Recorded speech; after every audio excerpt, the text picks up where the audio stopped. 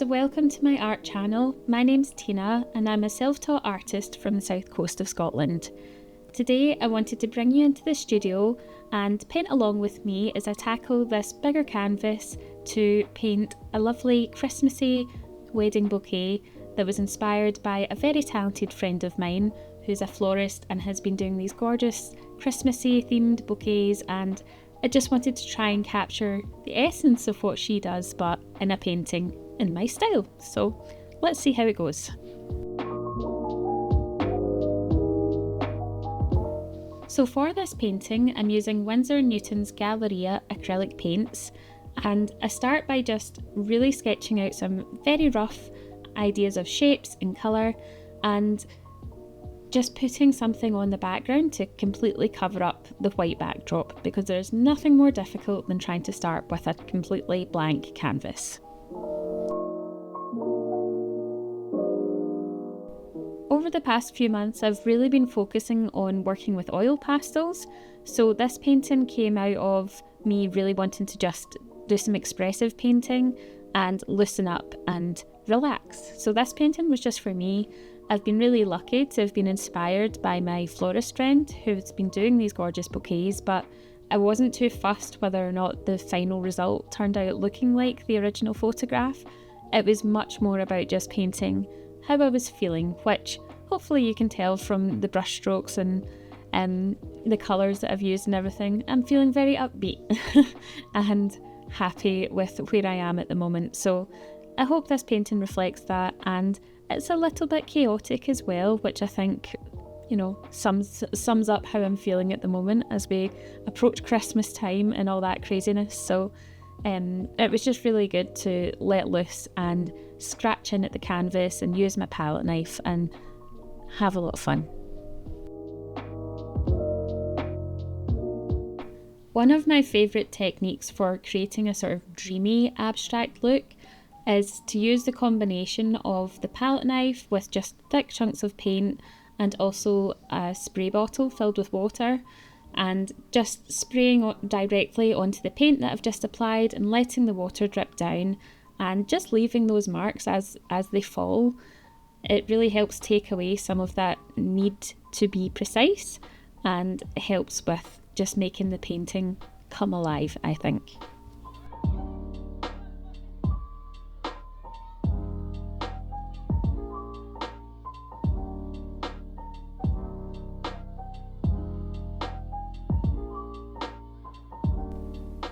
Something that has just become part of my process when I'm doing a painting now is listening to music, and I love wearing these big headphones because they completely block out any external distractions. I can just listen to my music or my podcast, and the only thing I'm thinking about is a painting in front of me, which is so nice as someone who struggles to get their mind to quieten down for painting. Music really helps with that. So I'm curious if you've got any tips or tricks, if you can leave them in the comments, what you do to help you get in that creative flow state.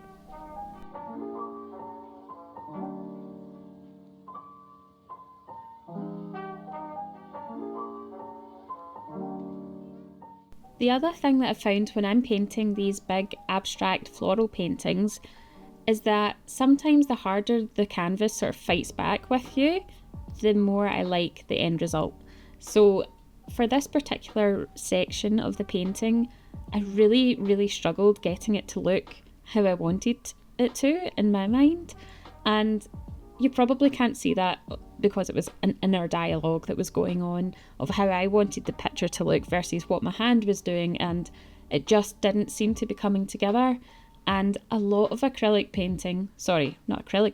lot of abstract painting is like that. It's almost like this push and pull and trying again and erasing and trying again until you get what in your mind is what the final piece should look like. And I think it's really challenging and is part of the fun of it for me, but I think that can put a lot of people off because they think, well, I'm not sure, should it look like that, or should I leave it, or should I add this or add that?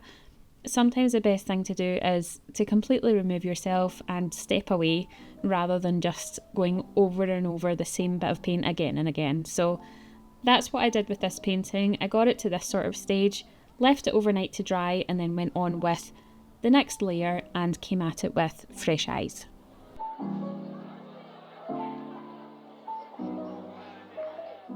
I would also like to point out as well that you really don't need fancy brushes for acrylic paints. The big one that I used for the background and even some of the smaller brushes were from the pound shop, because there is just no need to spend £20-30 on a brush that will inevitably end up getting left out at some point and drying with all the paint caked to it. I have been there, done that, and it's an expensive mistake. So I tend to just stick to the graduate brushes for detailed work, and then the cheap, emulsion paint brushes that you can get at the hardware shops or from pound shop, things like that, for the background, and they work just as well in my opinion.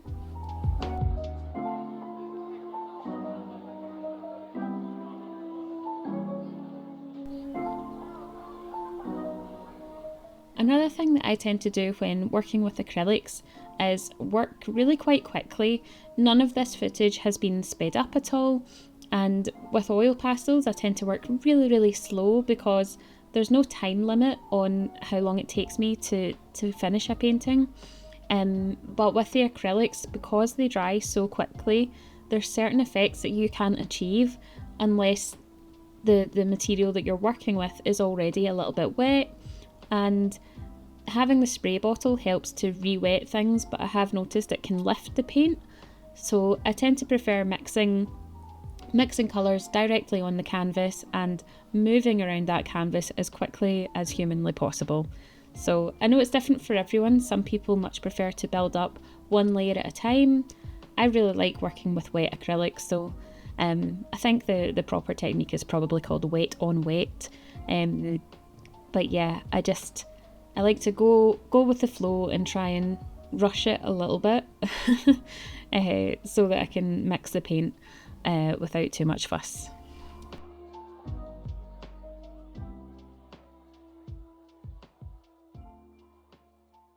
Something that I've started using recently to create interest and texture is the palette knife.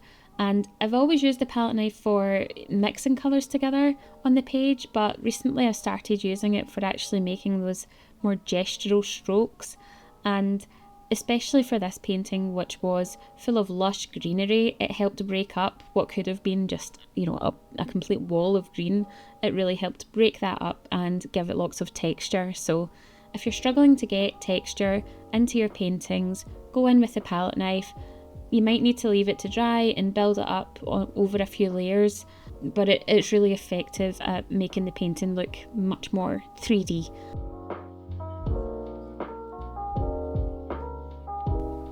The other idea that I had with this painting was to potentially go over the top once the acrylic layer was dry in oil paint or oil pastels, but I'm really not sure if it needs it, so I'm going to leave it for a few weeks and then go back to it and see what I think. But I'm really happy with where it's at for now, and I'll sit and look at it and see if I think it needs it. But what do you think? I would love to know your thoughts if you feel it needs to be a little bit more 3D or realistic. I'm not sure, but sometimes it's good to know when to put the paintbrushes down.